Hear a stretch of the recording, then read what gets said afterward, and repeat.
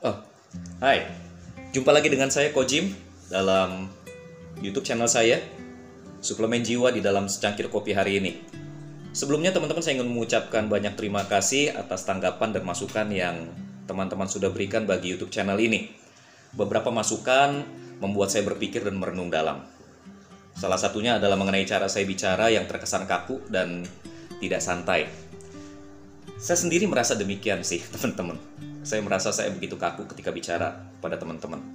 Tapi pertanyaannya adalah, kenapa begitu? Buat teman-teman yang mengenal saya secara pribadi, teman-teman tahu saya bukan orang yang kaku di dalam bicara. Tapi kenapa saya jadi begitu kaku ketika saya bicara di depan kamera? Teman-teman, saya berpikir dalam dan saya pikir salah satu alasannya adalah karena saya begitu terpaku pada prompter atau terpaku pada teks yang ada di depan saya. Tapi pertanyaannya lagi kemudian adalah kenapa saya begitu kaku terpaku pada teks itu? Teman-teman, saya terpaku pada teks ini karena saya takut salah, teman-teman. Inilah yang kemudian mengikat saya pada teks dan memenjarakan saya di dalam kekakuan. Teman-teman, rasa takut adalah penjara yang sesungguhnya. Rasa takut menghentikan langkah kita dan membuat kita berhenti berkembang. Tapi sebenarnya apa sih yang saya takutkan? Teman-teman, saya takut melakukan kesalahan. Itu yang pertama. Dan yang kedua, saya takut menerima kritikan. Padahal jika dipikirkan, rasa takut ini mungkin saja tidak beralasan. Kenapa begitu? Sebab teman-teman takut melakukan kesalahan itu wajar. Kita ingin melakukan semuanya sebaik dan sesempurna mungkin. Masalahnya, manusia itu adalah tempatnya salah. Seolah-olah kesalahan adalah bayangan diri kita, bayangan yang selalu mengikuti kita kemanapun kita pergi. Saya tidak mengatakan bahwa oke untuk melakukan kesalahan, enggak. Kesalahan, apalagi jika itu merugikan orang lain, tidak pernah oke, teman-teman. Enggak pernah oke. Yang ingin saya katakan hanyalah kita acap kali tidak bisa menghindar dari melakukan kesalahan. Saya sudah melakukan yang terbaik, berusaha melakukan yang terbaik yang saya bisa. Sayangnya hasilnya tidak sempurna dan selalu ada kesalahan yang saya buat. Lalu bagaimana? Ya sudah. Apa yang sudah terjadi kan tidak bisa dibuat batal terjadi, teman-teman. Maafkan dirimu dan belajar dari kesalahan yang sudah kita buat. Orang hebat, teman-teman, bukanlah orang yang tidak pernah berbuat salah. Orang hebat adalah orang yang belajar dari kesalahannya. Teman-teman, saya juga takut dikritik. Siapa sih yang senang dikritik?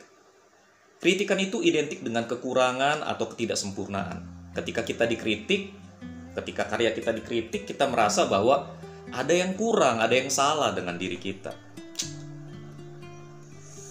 Kita nggak suka itu, teman-teman. Tapi sejatinya tidak ada orang yang bisa bertumbuh tanpa kritikan. Petarung yang hebat bukanlah dia yang tidak pernah kalah. Petarung yang hebat mungkin adalah orang yang paling sering mengenyam kekalahan, namun terus berjuang. Teman-teman, kritikan adalah bagian dari proses pertumbuhan yang tidak bisa kita hindarkan. Kritikan, teman-teman, tidak selalu bersifat pribadi. Kadang masalahnya bukan pada kritikan, tapi masalahnya ada pada kita. Kita sering mengidentikan diri kita dengan karya yang kita buat. Sehingga ketika karya kita dikritik, kita merasa bahwa kita yang dikritik. Sebetulnya kan nggak harus begitu. Karya kita bukan kita, teman-teman. Karya kita memang adalah buah hati kita. Kita mencurahkan hati dan pikiran kita di dalam karya itu. Secara pribadi, contohnya program YouTube channel saya, Secangkir Kopi, Suplemen Jiwa di dalam secangkir kopi hari ini. Program YouTube saya adalah sebuah ekspresi kasih saya bagi Anda. Dan kerinduan saya yang dalam untuk bisa berbagi di masa-masa sulit ini. Untuk menguatkan, untuk menghibur, untuk membantu Anda dengan apa yang saya bisa. Ini hati saya. Namun YouTube channel saya bukan saya. Saya adalah saya, YouTube channel saya adalah karya saya. Ketika ia dikritik, berarti memang ada sesuatu yang harus diperbaiki. Sementara pengkritiknya mungkin saja adalah orang yang memang mengasihi saya dan menginginkan yang terbaik buat saya. Nah, di titik ini teman-teman kita harus bicara mengenai si pemberi kritik. Nah, bagi saya teman-teman ada dua jenis orang yang memberi kritik sebetulnya. Pertama-tama adalah orang yang memang mengasihi kita. Mereka memberikan kritik yang membangun. Mereka menginginkan yang terbaik buat kita. Kalimatnya mungkin saja pedas, fakta yang dipaparkan mungkin saja fakta yang keras. Tapi teman-teman, kita tahu bahwa yang dia sampaikan benar dan kita memang bisa menerimanya. Sementara pengkritik yang kedua adalah pengkritik yang memang senang mengkritik. Kayaknya dunia berhenti berputar kalau dia nggak mengkritik. Mereka mengkritik tanpa memikirkan kita. Mereka bahkan mungkin adalah pembenci kita, haters. Kalimat mereka menjatuhkan, serangannya secara pribadi, alih-alih mencermati karya, mereka lebih fokus pada pribadi kita.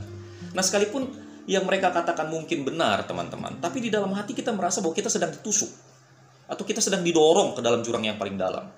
Mereka ini bukan sahabat kita. Mereka adalah orang sakit yang menemukan kebahagiaannya dengan cara menjatuhkan orang lain.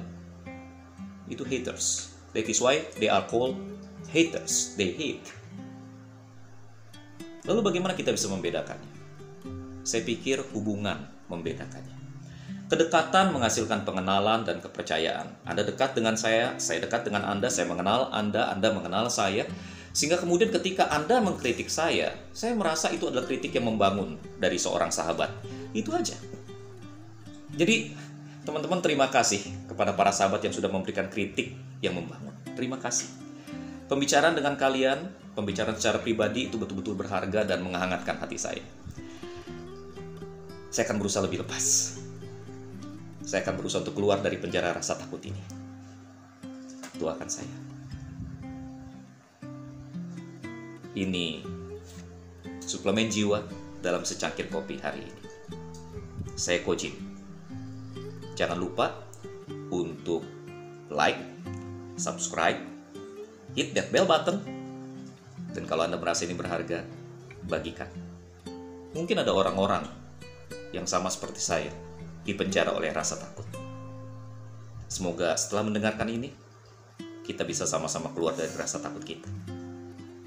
Tetap semangat, stay healthy, stay safe, dan saya senang bisa melayani Anda.